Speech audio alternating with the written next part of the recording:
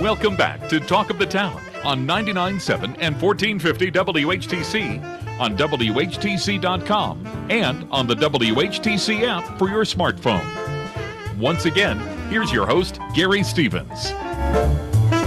Welcome back to Talk of the Town for this Thursday, December 7th. It is the first Thursday of the month, which means we get an update from the Allegan County Sheriff's Department, and Sheriff Frank Baker is on the other side of our Zoom connection this morning. Frank, good morning. Merry Christmas, sir. A few days early. Good morning, Gary. Merry Christmas to you and the listeners as well. Glad you are with us. And if you have a question for Sheriff Frank Baker, he'll be happy to answer it at 616-395-1450, 616-395-1450. We'll be joined by Allegan County Sheriff Sergeant Mike Martin in a few moments. But first, I want to pose a couple of things to Sheriff Baker to get his thoughts. First of all, we got a press release from the department earlier this week about the fact that Sheriff's K-9 Knox has received a bullet and staff protective vest. Nice Christmas present, but really it's a great practical gift for one of the valued members of the department. Sure is, Gary. We can't thank, vested interest in canines enough. Through the years, they've been great supporters of us as well as all of law enforcement in their canine programs.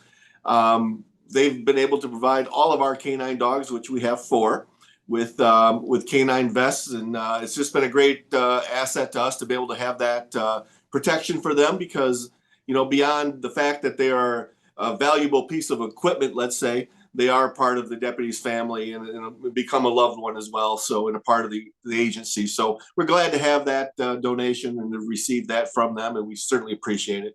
Before we talk a little bit more about some of the other things going on, talk a little bit about the importance of the canine unit. It is more than, as you mentioned, it's more than just a tool. It's part of the family of the handler, but it really is a great crime fighting aspect of the department and as well as a community aspect for the department. Certainly, Gary. And I know we've probably mentioned it before over the years talking, but we had one canine, in fact, that was donated by the Gun Lake Tribe and Casino that very early in that canine's career was responsible for saving the life of a young child, a toddler who had wandered off from home.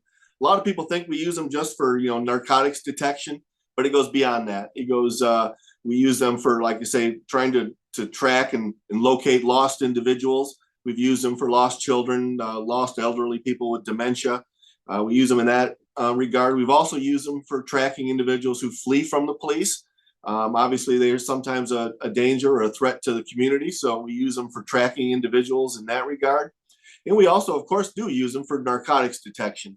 But like I say, they're a multifaceted a tool that we use, and they are part of the agency just like the deputies are, and we look at them that way. What type of dog is the best suited for work such as this? We've used different ones over the years, German Shepherds, of course, and Belgian Malinois. Sergeant Martin actually was a canine handler for us, and maybe he might have a little more insight on that than I do. But yeah, it's typically Shepherds and Belgian Malinois.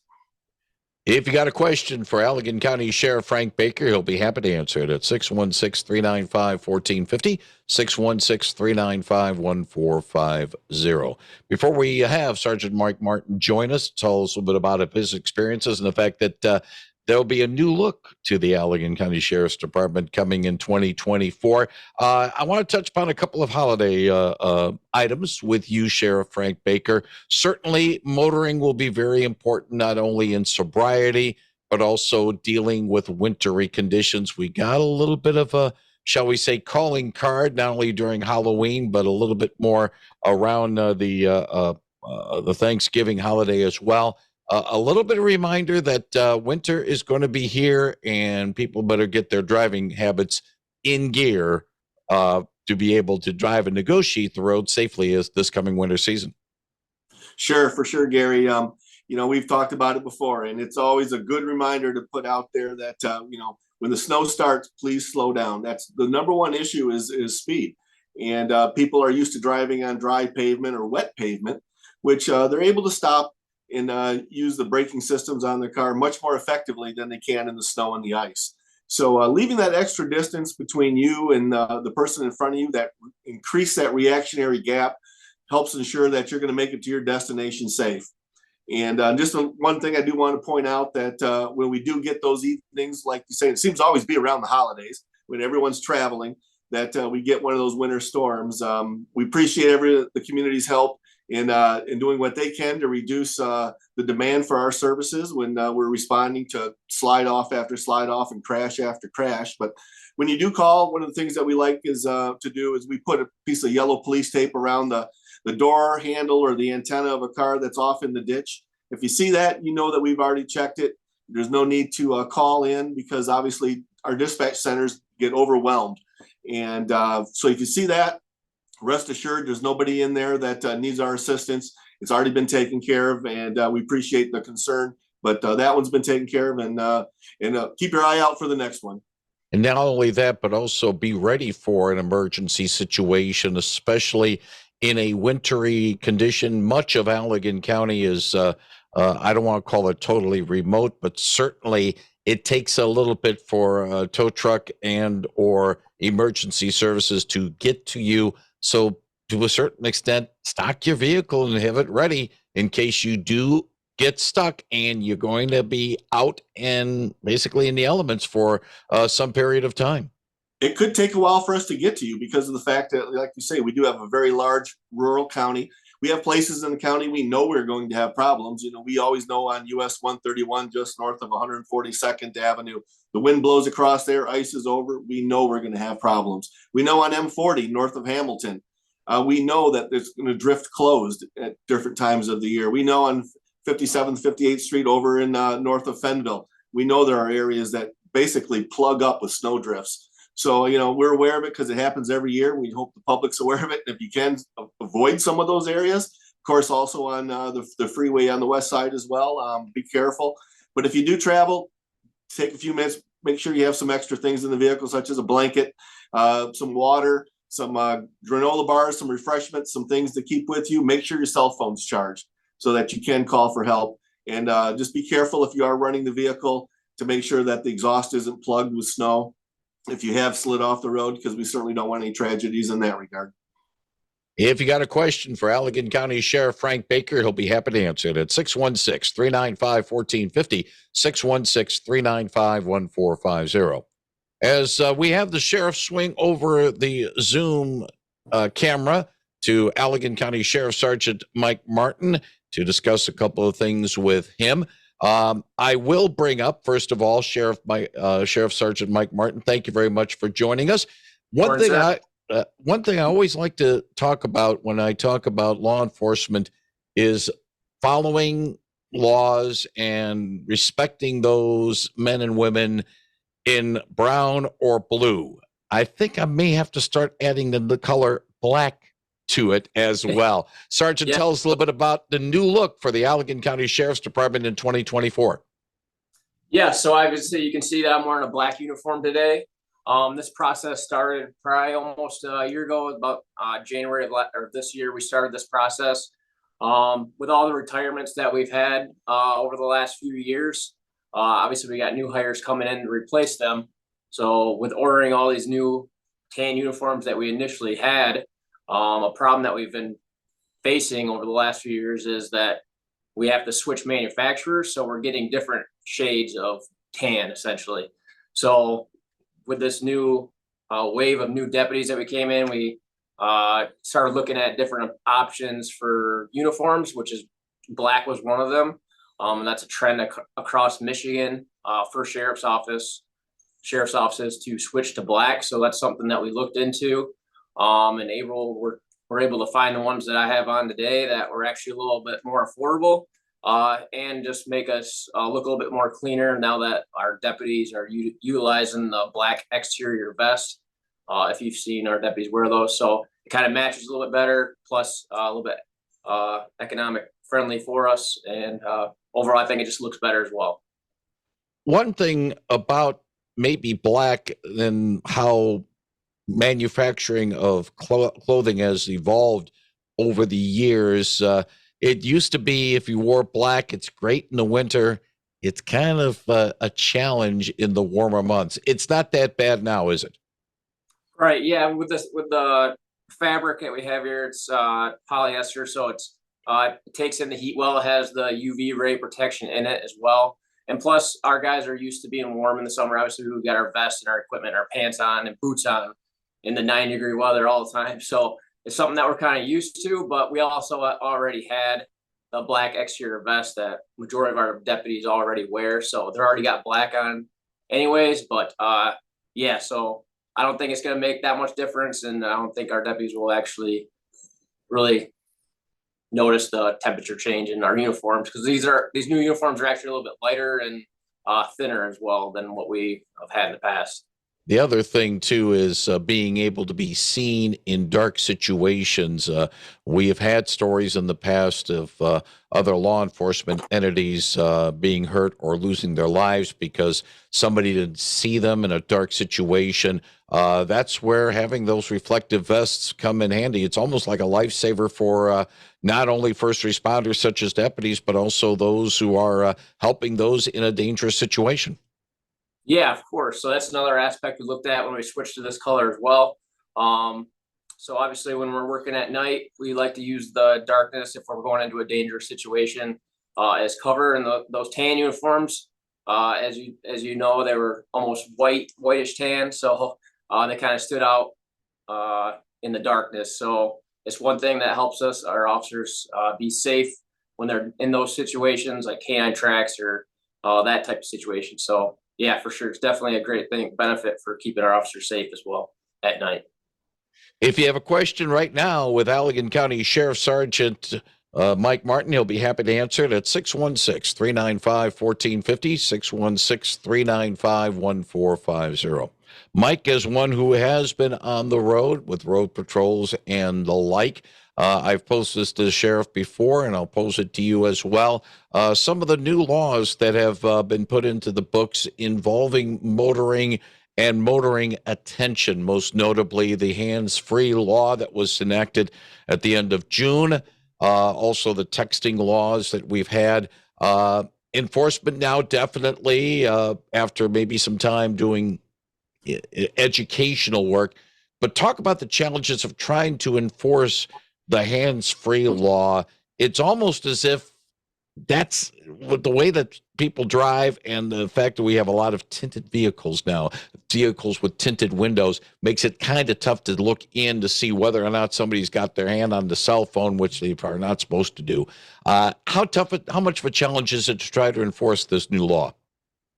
Well, yeah, of course, our goal is for this law, obviously, is just to keep motors safe because over the last 10 years or so, texting and driving or utilizing electronics in a vehicle has been almost more worse than what you'd see with the drunk driving. So these are definitely a big issue for us that we take serious. Obviously, this took effect this year, so it's a little bit of learning period for us as well as the community. So what we did was really try to educate the public at the beginning of this. But the difficulties now of it is more or less just making sure people are driving safe. And I mean, the tinted windows, yeah, we can't have tinted windows in Michigan anyway, so that's another issue.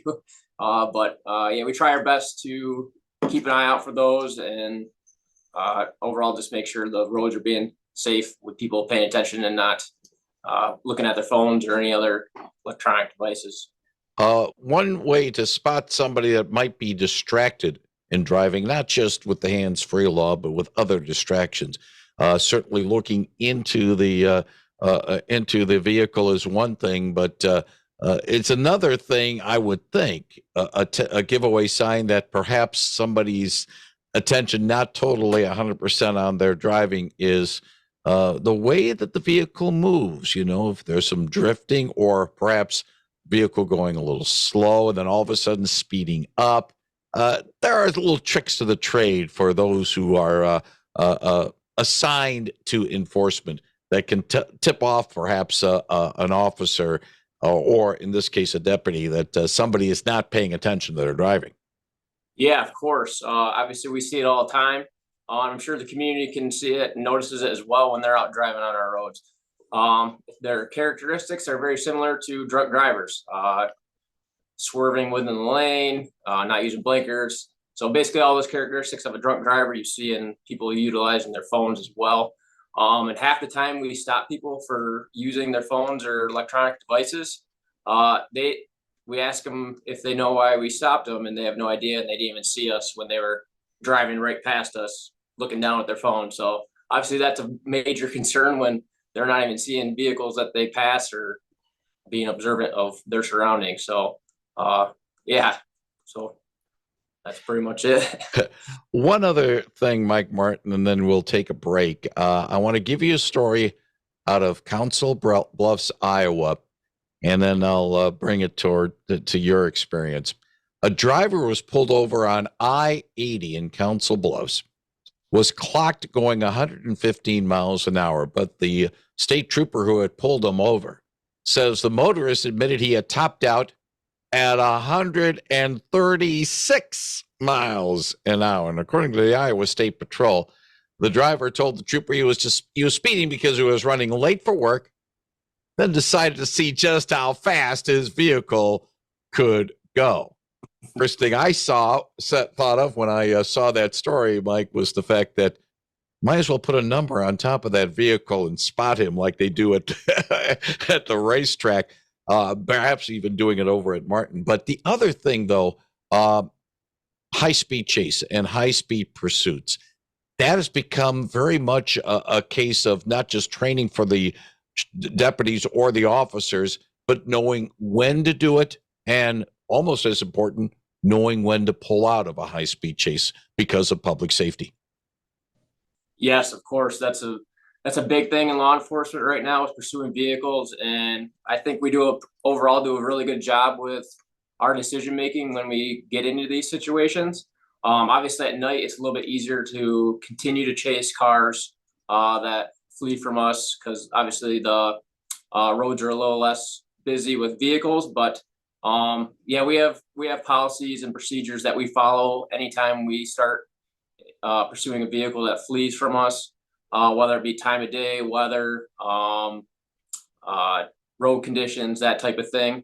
So yeah, we stop chasing vehicles more than people realize, just obviously for the protection of the public and that type of thing. And if we know who the driver is, we can follow up and catch them at a later date. So yeah, it's a very dangerous situation to be in, but making the right decision in the leadership that we have here of calling off these pursuits, as well as our deputies making great decisions on calling off pursuits, is one thing that we're proud of, and is why we continue to still have that ability to pursue vehicles. Dare I ask, how fast have you ever gone on a pursuit? It's a good question. Probably close to 100, yeah. Yeah, but not 136. No, I don't think our cars go that fast. Yeah, that is indeed a challenge more than anything else. But we're glad that wiser heads sometimes do prevail in these situations. Sheriff Frank Baker back with us, and let's talk a little bit about a growing problem that has it's grown exponentially as more and more people order gifts online.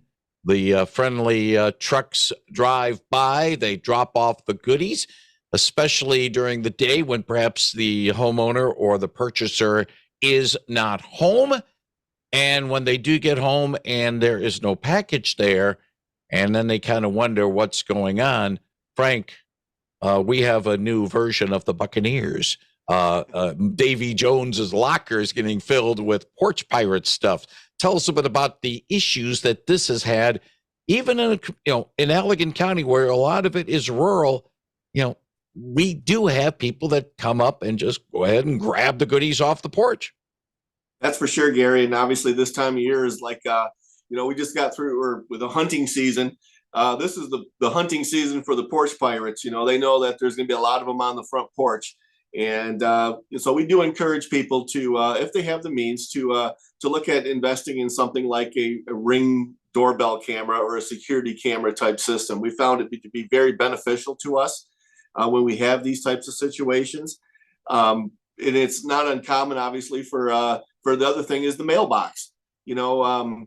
people of my generation or our generation, grandparents would sometimes stick a card in the mail with a little bit of cash for the grandkids, and they would drive the porch pirates and thieves would drive by pulling mail out of the mailboxes looking for just that, looking to get cash. So, one of the things we also suggest is utilizing things such as Venmo. You can always send the card and then Venmo the cash, so that it doesn't provide an opportunity for a thief to take that Christmas card from a loved one out of the mailbox and take their gift. But there are things you can do. We do recommend that you have either motion detecting lights on your home, maybe on the front porch area, that you have maybe a relationship with your delivery driver so that they can maybe stash the package in a little bit of a more of an inconspicuous place so that somebody driving by may not see it. I know one of the things that I've seen a little bit of a new trend in, that is putting out little gift boxes with treats for the delivery drivers to try to have that relationship with them, that they'll be willing to maybe go a little extra to help you out as well.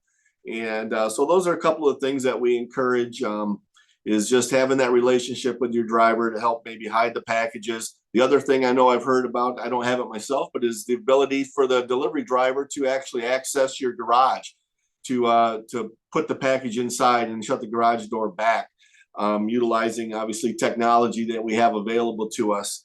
And Amazon even has, I know, a system of like a lock box where they can put it on the porch. So there's some things you can do to help us. I know it's like you say, it's a busy time of year for us. We get a lot of these calls. It's a challenge. It's something that is frustrating because obviously they're usually gone before we're ever aware of the crime ever taking place. But taking those extra steps might reduce the chance of you becoming a victim of one of those types of situations. 616-395-1450. Let's get to a call. Good morning. You're on the air with Sheriff Frank Baker. Morning. I got a question for the sheriff. Go ahead. Back in October, I got in an accident on M40. The Allegan County deputy took my registration from my vehicle and said he'd return it at the hospital. Well, he never returned it. I've called 3 or 4 times. Of course, you can't talk to a person at Allegan County Sheriff. You can leave a message. I'm trying to get my registration so I can re-register a new vehicle. Well, I still haven't. It's been 6 or 8 weeks. I don't know where this registration is. How do I get it back? Yeah, why don't you call our office and ask to speak with Lieutenant John Paul Damveld, and he'll be certainly able to help you out on that, sir. Hold on. I will give you the number as you get a pencil. No, this is for all. Okay, if you need to contact, go ahead. If you need to Lieutenant contact John Damveld, Damveld, and okay. The main phone, and Frank can correct me on this one, 269-673-0500. Is there a direct line in that regard or not, Sheriff? I don't have his extension off the top of my head, but you can also dial by name, put the extension in by name, and they'll pull up that. I think actually Sergeant Martin's looking for it right now as we speak to get his extension number for you, but 4208, extension 4208. And you'll be able to leave a message for him if he's not at his desk, but he can help you out on that. Okay, is this a common thing that people, they take your registration and never return it? I'm just, because I've had accidents before and I've always gotten it back. Yeah, it's probably just an oversight. Maybe there was an attempt to make it to the hospital to meet with you, and some other incident occurred and you didn't make it there, and that. So we'll get it straightened out for you. We appreciate the call. Thank you very much, because we are out of time. Sheriff Frank Baker, along with Sheriff Sergeant Mike Martin, thank you very much for joining us today on Talk of the Town. Have a blessed holiday, and both of you gentlemen, and everybody in the department. And Frank, if all goes well, we'll do this again next month. Sounds good, Gary. Thank you. Thank you very much, Allegan County Sheriff Frank Baker, Thank you very much, on 99.7 and 1450 WHTC.